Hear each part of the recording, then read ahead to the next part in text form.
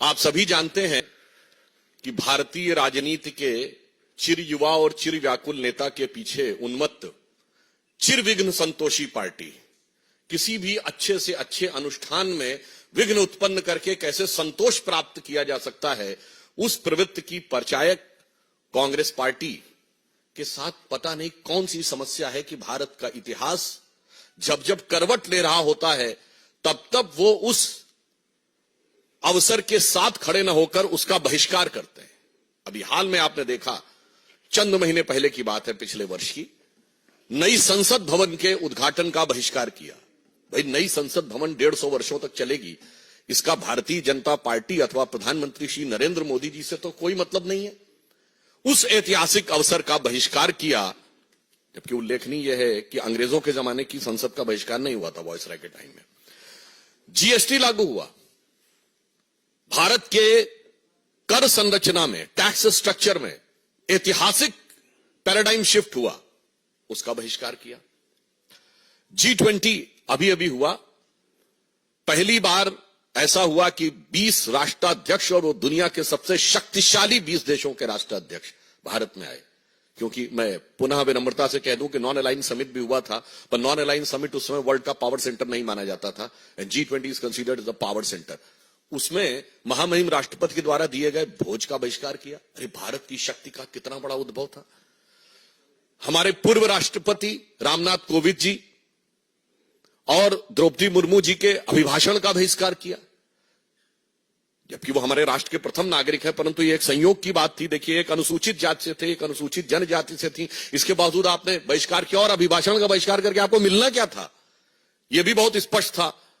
याद करिए, कारगिल विजय दिवस 2004 के बाद 2009 तक नहीं होता था। क्यों कांग्रेस ने बहिष्कार किया था कारगिल विजय दिवस का?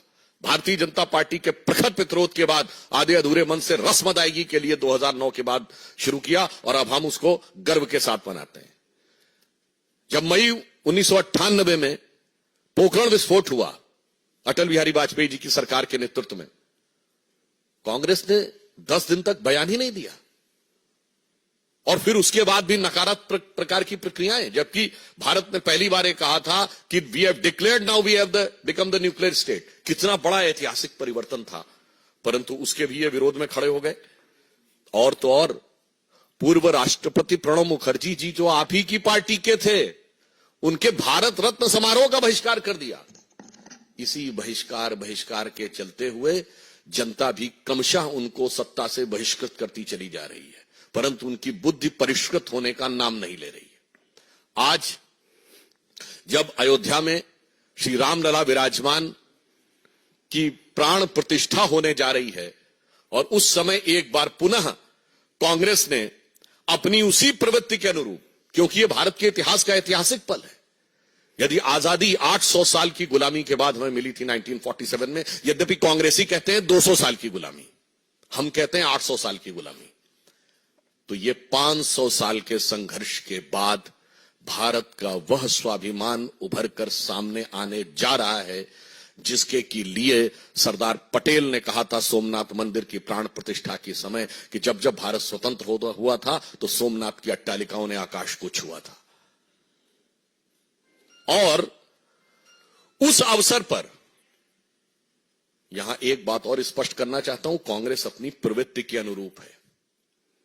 मैं आप लोगों के सुलभ संज्ञान के लिए कोट करना चाहता हूं कि जब सोमनाथ मंदिर की प्राण प्रतिष्ठा हो रही थी, तो जवाहरलाल नेहरू जी ने 24 अप्रैल 1951 को जाम साहब दिग्विजय सिंह, जो कि उस समय सौराष्ट्र के प्रमुख थे, यानी like technically the chief minister, और उन्होंने जब इनवाइट किया तो नेहरू जी ने क्या लिखा था, मैं बताना चाहता हूं इसलिए कि कांग्रेस उसी परंपरा में चली आ रही है। उन्होंने लिखा कि इस कठिन समय में समारोह के लिए मेरा दिल्ली से आना संभव नहीं है, पर आगे महत्वपूर्ण बात लिखी, इस समारोह के बारे में मैं अपने विचार साफ कर देना चाहता हूं। मैं इस पुनरुत्थानवाद से बहुत परेशान हूं। मेरे लिए बहुत कष्टकारक है कि मेरे राष्ट्रपति और मेरे कुछ मंत्री और राज प्रमुख के नाते आप, राज प्रमुख मतलब उस समय चीफ मिनिस्टर के नाते आप, सोमनाथ के इस समारोह से जुड़े हुए हैं, और मुझे लगता है कि मेरे देश की प्रकृति के अनुरूप नहीं है और इसके परिणाम अच्छे नहीं होंगे। ये 24 अप्रैल 1951, सोर्स है selected works of Jawaharlal Nehru, series 2, volume 16, part 1। बस वही तो परंपरा थी। उसके बाद इंदिरा जी के जमाने में गोरक्षक संतों पे गोलियां चली। इंदिरा जी के जमाने में 1976 में जब रूटीन खुदाई में राम मंदिर के खंभे निकल रहे थे तो वामपंथी इतिहासकारों के दबाव में रुकवा दिया गया। राजीव जी के जमाने में कार सेवकों की हत्या करने वालों का समर्थन हुआ। पीवी नरसिम्हा राव जी के जमाने में पता नहीं क्या क्या हुआ, वो आपको पता है। और सोनिया जी के जमाने में आते आते राम काल्पनिक होने का हलफनामा तक हो गया। यानी ये बहुत साफ है कि यह प्रवृत्ति जो आज कांग्रेस ने दिखाई है एक मौका था कि आज आप अपने को बदल कर दिखा सकते थे, परंतु आपने ऐसा नहीं किया। परंतु मैं एक और बात स्पष्ट करना चाहता हूं, यह नेहरू की कांग्रेस है, यह गांधी की कांग्रेस नहीं है। क्योंकि महात्मा गांधी का तो राजनीतिक दर्शन था राम राज्य। महात्मा गांधी का नित्य का भजन था रघुपति राघव राजा राम। महात्मा गांधी की समाधि पे लिखा हुआ है हे राम। और आज उस राम राज्य की प्राण प्रतिष्ठा का प्रारंभ हो रहा है, श्री गणेश हो रहा है, और आप उसके साथ नहीं खड़े हैं। इसका मतलब बहुत साफ है कि ये गांधी की कांग्रेस और नेहरू की कांग्रेस का अंतर भी अब बिल्कुल साफ हो गया है। और आज इस अवसर को जो इन्होंने अपने हाथ से गंवाया है, ये कांग्रेस के अंदर का भारतीय संस्कृति, हिंदू धर्म और हिंदुत्व के प्रति जो विरोध है उसको दर्शाता है। अब बताइए इससे ज्यादा क्या होगा कि श्री राम जन्मभूमि केस में जो बाबरी मस्जिद पक्ष के पक्षकार इकबाल अंसारी थे, उनको इनवाइट किया गया है। यह हिंदू धर्म की महान उदारता के परंपरा के अनुरूप है। गोली चलाने वालों को भी इनवाइट किया गया।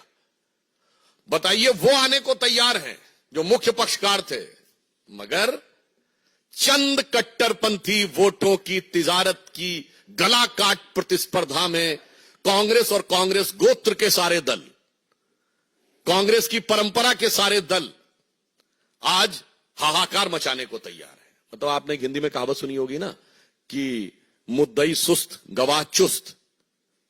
यहां तो मुद्दई साथ में आके खड़ा हो गया है, मगर इसके बावजूद इन लोगों के मन में अभी भी वह लोभ दिखाई पड़ रहा है। तो मैं कह सकता हूं कि एक कहावत होती है कि राम नाम कड़वा लगे और प्यारा लागे दाम, तो दुविधा में दोनों गए न माया मिली न राम। मैं स्पष्ट कर देना चाहता हूं, इस प्राण प्रतिष्ठा का बहिष्कार करके कांग्रेस पार्टी और कांग्रेस की परंपरा, कांग्रेस गोत्र के जितने दल हैं, उन्होंने ये स्पष्ट कर दिया है कि वो राजनीतिक दृष्टि से निष्प्राण तो होते ही जा रहे थे, अब उनकी प्रतिष्ठा भी समाप्त हो गई। श्री नरेंद्र मोदी जी के प्रति आपके मन में जो भी ईर्ष्या है, द्वेष है, इंफीरियरिटी कॉम्प्लेक्स है, उसको लेकर आप भारत के विरोध तक चले जाते थे, आज भगवान के विरोध तक चले गए। इसलिए मैं यह भी स्पष्ट करना चाहता हूं कि एक बार श्री राम जन्मभूमि ट्रस्ट ने जब इनवाइट किया था तो उन्हें सद्बुद्धि आई होती तो शायद वो अपने पूर्व कर्मों का परिष्कार करने के लिए आ जाते। वैसे कांग्रेस पार्टी के अंदर ही कई नेता इसका विरोध कर रहे हैं, क्योंकि शायद उनके मन में यह भी हो, वो जो एक पुराना भजन है ना, मैली चादर ओढ़ के तेरे द्वार पे कैसे आऊं, क्योंकि इतने पाप किए हुए हैं उन्होंने। परंतु आज उस पाप के परिमार्जन का अवसर था, वो भी आपने छोड़ दिया है। तो इसके लिए मैं रामचरितमानस की एक चौपाई कहता हूं कि आकाश से जल, मतलब जो बादल हैं, अमृत तुल्य जल क्यों ना बरसा दें। बेंत का जो वृक्ष होता है ना, उस पे फूल नहीं उगते कभी, बेंत पे फल और फूल नहीं आते, बैम्बू जिसको कहते हैं। उसी प्रकार विरंच अर्थात ब्रह्मा जी के जैसा भी आपको योग्य गुरु मिल जाए, फिर भी जो मूर्ख लोग होते हैं, इसे शब्दशः ना कहा जाए, मूर्ख लोग होते हैं, उनके हृदय में चेतना नहीं उत्पन्न होती। तो कहा गया है जदपि सुधा बरस ही जलद, फूल ही फल ही न बेद, जो गुरु मिलहि विरंचि सम मूरख हृदय न चेत। इस कारण से उनके हृदय में यह चेतना नहीं आ पा रही है। परंतु मैं अंत में पुनः स्पष्ट करना चाहता हूं कि हर ऐतिहासिक अवसर का विरोध करते करते कांग्रेस ने आज भारतीयता के श्रेष्ठतम मूल्यों के प्रतीक भगवान श्री राम के मंदिर की प्राण प्रतिष्ठा का बहिष्कार करके यह दर्शा दिया है कि उनके लिए राजनीति, और राजनीति में भी कट्टरपंथ की राजनीति, हम किसी समुदाय की बात नहीं कर रहे हैं, कट्टरपंथ की राजनीति अधिक महत्वपूर्ण है और राष्ट्र के आदर्श और प्रेरणा कम महत्वपूर्ण है। इसलिए मैं यह भी कहना चाहूंगा कि भगवान राम वो आदर्श हैं जो सभी मत संप्रदायों के लोग मानते हैं। दुनिया का सबसे बड़ा बौद्ध देश थाईलैंड का राजा टाइटल होल्ड करता है, किंग रामा द 10th। सबसे बड़ा मुस्लिम देश इंडोनेशिया में प्रतिशत के हिसाब से भारत से ज्यादा रामायण होती है, सारे पात्र मुस्लिम होते हैं। लगभग 60% देश जहां नास्तिक हैं, वहां साउथ कोरिया की लेडी मानती है कि उसका वंश परंपरा भगवान राम से है। परंतु अफसोस की बात यह है कि यहां पर जो लोग अपने को गांधी का स्वयंभू उत्तराधिकारी कहते हैं, वो इसके विरुद्ध खड़े हैं। अफसोस की बात यह है कि आज तक उन्होंने अपने बाकी कर्मों के लिए कभी माफी नहीं मांगी है, मगर यहां पर उनको विरोध नजर आ रहा है। तो इसलिए मैं स्पष्ट रूप से कांग्रेस से कहना चाहूंगा कि आप इसके द्वारा यह साफ स्पष्ट कर दीजिए कि अब आप अपने पुराने बयान पे कायम हैं कि नहीं। श्री पीवी नरसिम्हा राव ने दिसंबर 1992 में कहा था ना, वह तथाकथित मस्जिद दोबारा बनवाएंगे। वो बयान से तो बहिष्कार किया नहीं, अपना विड्रॉ किया नहीं, और इससे विड्रॉ कर रहे हैं। यह दर्शाता है कि कांग्रेस के अंदर की मूल प्रवृत्ति क्या है। धन्यवाद।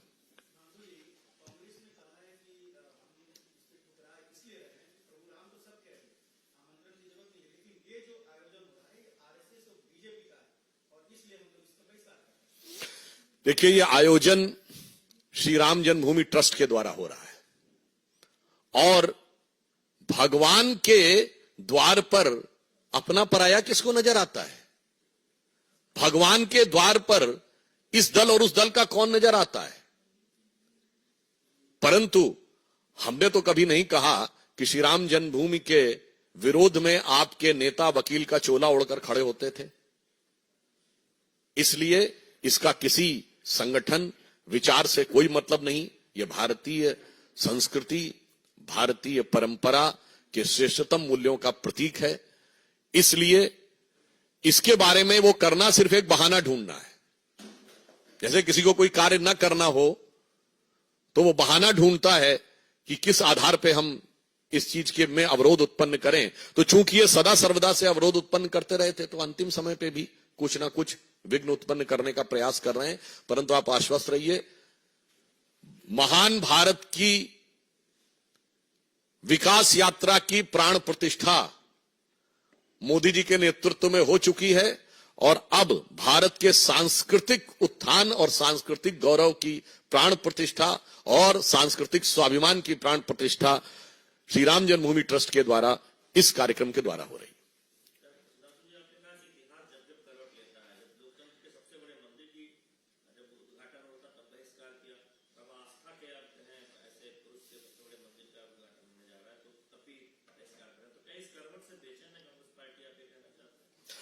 देखिए, ऐसा है कि एक चौपाई है, सकल पदार्थ हैं जगमाही, कर्महीन नर पावत नहीं। तो सभी अच्छे अच्छे अवसर संसार में उपलब्ध हैं, परंतु कुछ लोग जो अपने कर्म से हीन होते हैं उन्हें प्राप्त नहीं होता। इसलिए हर ऐतिहासिक अवसर पर भागीदार बनने से कांग्रेस वंचित रहती है और उसका विरोधी के रूप में खड़ी हो जाती है।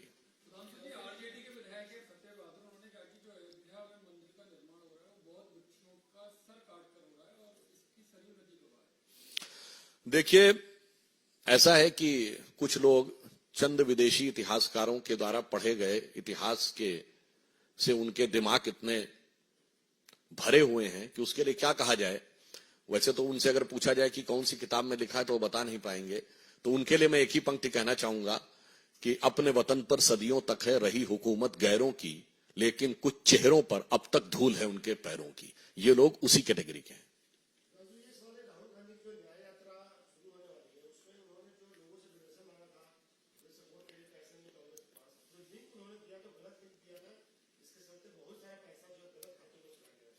देखिए, यही तो प्रॉब्लम है, कांग्रेस सत्ता में रहे या प्रतिपक्ष में रहे, वो खातों का लिंक जो है हमेशा गलत ही होता है। यहां से दिया जाता था, पता नहीं खाते विदेश में होते थे, वहां पहुंच जाता था। वो नेशनल हेराल्ड का दिया गया हो, कौन से खाते में पहुंच गया जाके। तो इसमें कोई आश्चर्यजनक बात नहीं है।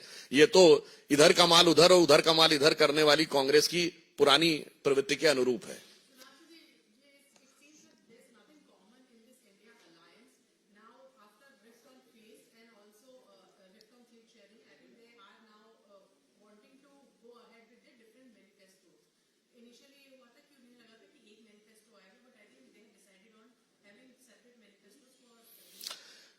एकता का दंभ भरने वाले अब बंटवारे के नाम पे बिखराव की तरफ बढ़ रहे हैं।